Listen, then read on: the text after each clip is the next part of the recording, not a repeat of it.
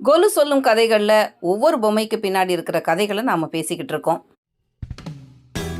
இன்னைக்கு நாம் பார்க்க போகிறது கார்த்திகை பெண்களால் வளர்க்கப்பட்ட இந்த ஆறுமுகனை பற்றி தான். சூரபத்மனுடைய அட்டகாசம் தாங்க முடியலன்னு தேவர்கள் வந்து சிவபெருமான் கிட்ட முறையிடுறாங்க. சிவனுடைய சக்தியை தவிர வேற யாராலையும் சூரனை அழிக்க முடியாது. ஆதியோகியான சிவன் தன்னுடைய தவத்தில் தக்ஷணாமூர்த்தி கோலத்தில் இருக்கும்போது சூரபத்மன் இந்த வரத்தை சிவபெருமான் கிட்ட வாங்குறான். அவர் ஒரு யோகி.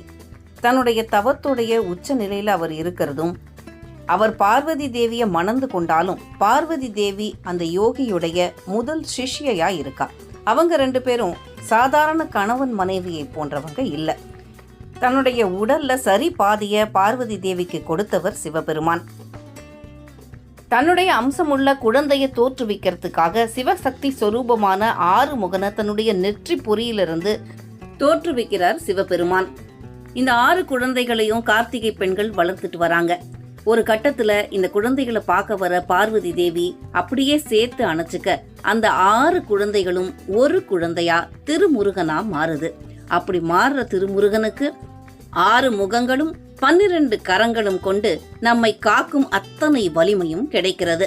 சிவனின் சக்தியை தவிர தன்னை எதுவுமே அழிக்க முடியாது என்று வரம் வாங்கிய சூரபத்மனை அழிப்பதற்காக சிவஸ்வரூபமாக அவதரிக்கிறான் முருகன். சூரபத்மனை மட்டுமில்ல, நம்ம தலையெழுத்தையும் அழிக்கக்கூடிய வல்லமை அவனுக்கு இருக்கு.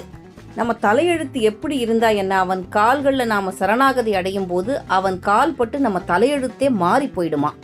அவன் கால் பட்டு அழிந்தது என் தலைமேல் அயன் கையெழுத்தேன்னு பாடுறாரு அருணகிரிநாதர்.